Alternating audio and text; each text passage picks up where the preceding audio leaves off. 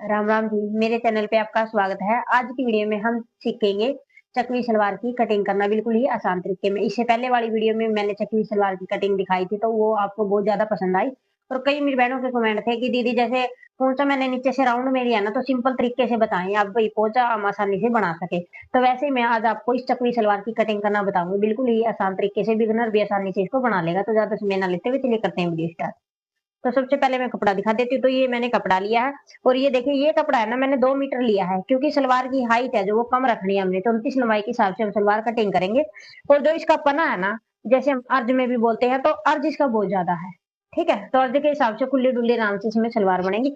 अगर आपका कपड़े का अर्ज कम है या चौड़ा भी है, ठीक है, आप लंबाई के हिसाब से कपड़े को ले। अगर 38 लंबाई की है तो 2.5 मीटर कपड़ा ले। अगर 38 से ऊपर है तो 3 मीटर कपड़े में पंजाबी चकवी सलवार बनाएंगे। ठीक है, अब इसको कैसे हम फोल्ड करेंगे, किस हिसाब से तख्ते निकालेंगे और कैसे कली, बिल्कुल ध्यान से देखना, आराम से मैं आपको बताऊंगी। तो यहाँ पर ये मैंने तख्ते के लिए कपड़ा बिछा लिया है। कपड़ा मैंने 2 लेयर में बिछाया, जैसे हम हर एक सलवार के लिए कपड़े को बिछाते हैं। ठीक है, तो इसमें मैंने बनानी है 34 लंबाई की सलवार। तो 34 में से हम 4 इंच माइनस कर देंगे, तो बचेगा हमारा 30 इंच। तो 30 इंच की हमें तख्ते की लंबाई लेनी है। तो यहाँ पे 30 इंच पे इस तरफ निशान लगा लूंगी मैं, और एक निशान इस तरफ लगा दूंगी 30 इंच, ऐसे।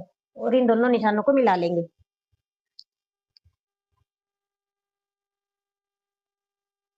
ये सलवार की कटिंग मैं बिल्कुल ये आसान तरीके से आपको बताऊंगी। इसमें चेंज तो करना है, और कहाँ पर क्या चेंज करना है वो बिल्कुल आपने ध्यान से देखना। अब यहाँ से इसकी कटिंग कर लेंगे ऐसे। ये कटिंग करने के बाद अब हम लेंगे तख्ते की चौड़ाई। तो तख्ते की चौड़ाई कैसे लेंगे, वो हम पोंचे के हिसाब से लेते हैं। तो यहाँ पर मैं पोंचा रखूंगी 5.5 इंच का। तो अगर 5.5 इंच को हम डबल करेंगे तो हो जाएगा 11 इंच। ठीक है, तो 11 इंच में हमें 1 इंच प्लस करना, तो हम लेंगे 12 इंच की चौड़ाई तख्ते की। तो एक निशान यहाँ पर लगा लेंगे 12 इंच का,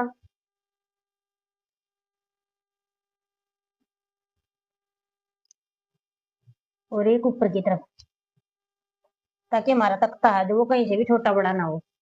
और इन निशानों को हम मिला देंगे इस तरह।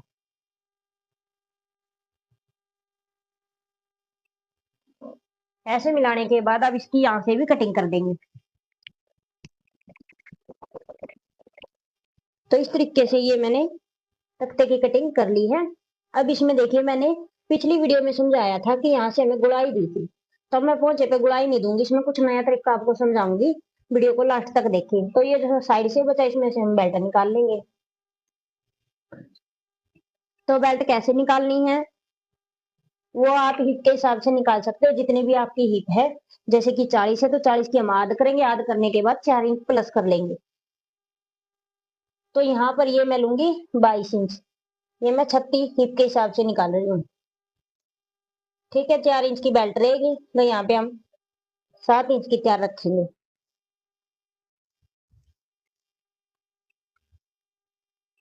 और इन निशानों को भी ऐसे मिला के कटिंग कर देंगे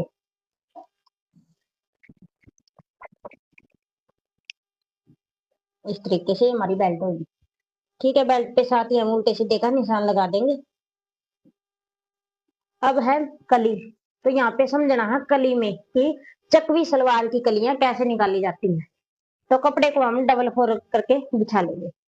तो यहाँ पर ये कलियों के लिए मैंने कपड़े को 2 लेयर में बिछा लिया है। और ये देखिए कपड़े में ना यहाँ पर गोलाई है, और ये गोलाई इसलिए है क्योंकि कपड़े को मैंने प्रेस नहीं किया हुआ। ठीक है, तो मैं घर पे भी प्रेस करना ही भूल गई थी, इसको दुकान पे से करके लेके आती थी। तो यहाँ पे ये कपड़ा मैं ये ऐसे ही ले आई। और आप कटिंग करो, जैसे इसमें है ना चुंगट वगैरह सी आई हुई है जोड़, तो आप प्रेस करके ही कटिंग करें। तो अब यहाँ पर बिल्कुल ध्यान से देख ली कि कलियों में हमें क्या चेंज करना है। जैसे तख्ते हमें लिए थे 4 इंच माइनस करके। ठीक है, तो यहाँ पे जितनी हमारी लंबाई है सलवार की, उतने पे ही निशान लगा लेंगे। जैसे मेरी लंबाई रखनी है 34 इंच, आपकी 35 हो सकती है, 38 हो सकती है। ठीक है, कलियों में सभी के साइज में ऐसे ही निशान लगेंगे फुल लेंथ के। तो इस पे निशान लगाएंगे हम 34 इंच पे। तो यहाँ पे ये मैंने 34 इंच पे निशान लगा दिया है। सेम यही निशान उस तरफ भी लगाएंगे, 34 इंच के ही, यहाँ से और इस तरफ। तो इस तरह से मैंने 34 इंच पे निशान लगा दिया। अब इन दोनों निशानों को मिला देंगे यहाँ से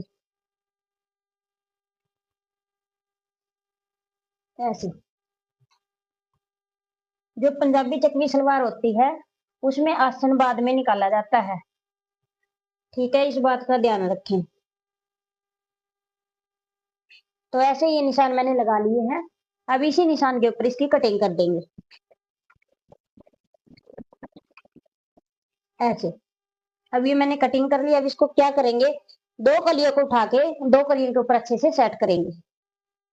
जैसे कि ये दो कलियां उठाई और इसके ऊपर हम अच्छे से सेट कर लेंगे इनको। अब यहाँ पे देखें हमें आसन कैसे निकालना है। जैसे ये हमारे चारों आसन हो गए, ठीक है, और मैंने आपको बताया था मेरा जो कपड़ा है वो चौड़े अर्ज का है, तो यहाँ पर मैं आसन रखूंगी इसमें 10 इंच का, ठीक है। तो 10 इंच यहाँ पर आया है, इस 10 इंच को हम यहाँ पर मिला देंगे ऐसे, इस तरीके से, ठीक है। इसकी यहाँ से हम कटिंग करेंगे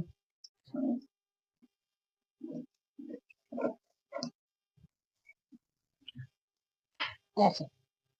ये कटिंग करने के बाद अब ये देखिए, जैसे मेरे साइज में तो ये आसन ऐसे निकल गया कि अब आपके साइज में यहाँ से कपड़ा कम हो, 5 इंच का भी हो सकता है, 7 इंच का भी, अगर सलवार की लंबाई ज्यादा होगी तो आपको क्या करना है, यहाँ से लेते हुए इस तरीके से इंची टेप को आगे की तरफ लेना है, जितना भी आपको होगा वहीं पे निशान लगा के उस कपड़े को कट कर लेना है, ठीक है। ऐसे आपको आसन निकालना है। और जो चेंज हमने चकवी सलवार में करना है तो वो क्या है, तो ये देखिए ध्यान से।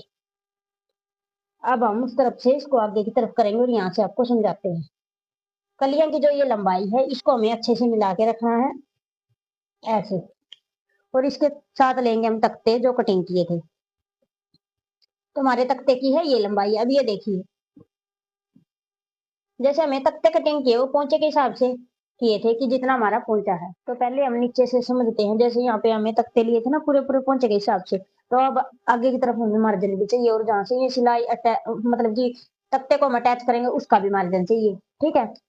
तो यहाँ पर हम कली में देखेंगे कि यहाँ पर ये कितना है, तो हमें 2 इंच 2.5 इंच एक्स्ट्रा ले लेना है। तो हमारा ये यहाँ तक है और इसको यहाँ पर हम सीधा कर देंगे ऐसे, ठीक है। अब यहाँ से इसकी कटिंग करनी है। अगर आप चाहते हो पहले जैसे मैंने दिखाई थी राउंड में, तो यहाँ से 1 इंच लेना है और इसको इस तरीके से मिला देना है ऐसे, ठीक है। वो सेम वैसी ही होगी जो मैंने पहले आपको कटिंग दिखाई थी। अब हम इसको यहीं से ही कटिंग करेंगे ऐसे। ये कटिंग करने के बाद अब ये देखिए, जो हमारी कली है ऊपर की तरफ 3 इंच लंबी है तख्ते से, तो इसको कैसे करेंगे।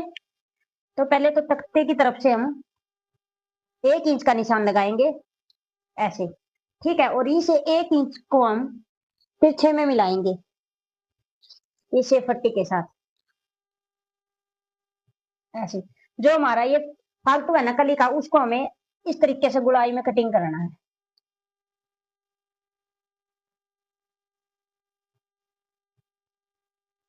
ना तो हमारी सलवार पहुंचे के ऊपर डालेगी, बिल्कुल खड़ी खड़ी सी और अच्छी सलवार बनेगी, ठीक है। हमें जहां तक ये गुड़ाई आई है वहीं तक कटिंग करना है।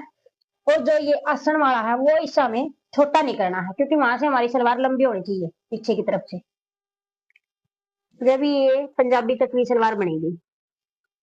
तो यहाँ से ऐसे कट करना है और इसको ऐसे। तो यहाँ तक आपको अच्छे से समझ में आ गया होगा। अगर फिर भी कहीं से कुछ भी डाउट लगता है आप कमेंट कर सकते हो। और सीखनी है इसकी सिलाई तो जितने ज्यादा से ज्यादा आपके कमेंट होंगे उतनी ही जल्दी मैं इसकी सिलाई आपके लिए लेके आऊंगी, ठीक है। जो पहले मैंने सिलाई दिखाई थी ना, तो वो हल्की सलवार बनी थी, वो वैसे मैंने आपको सिर्फ कटिंग दिखाई थी उसकी कि चकली सलवार की कटिंग और सिलाई कैसे की जाती है। तो कई बहनों को यही था क्वेश्चन की दीदी आपने सलवार हल्की बनाई पीछे से, तो इसकी लुक है ना बहुत ही अच्छी आएगी। और सिलाई कैसे होती है ये मैं बिल्कुल ही आसान तरीके से बताऊंगी, तो कमेंट करोगे तब मैं इसकी सिलाई दिखाऊंगी, ठीक है। तो आज की वीडियो में मैंने बिल्कुल बारीकी से समझाया, फिर भी मैं बार बार कहती हूँ कोई भी आपको है डाउट तो आप कमेंट करके पूछ सकते हैं। आज की वीडियो में मैंने आपको सिखा दी है पंजाबी चकली सलवार की कटिंग कैसे की जाती है, बिल्कुल ही आसान तरीके से मैंने आपको बताई है। अगर आपको सीखनी है इसकी सिलाई तो ज्यादा से ज्यादा कमेंट करें, तो मैं इसकी सिलाई भी जल्द ही लेके आऊंगी। तो आज की वीडियो में इतना ही। अगर वीडियो पसंद आए वीडियो को लाइक शेयर जरूर करें। Thanks for watching.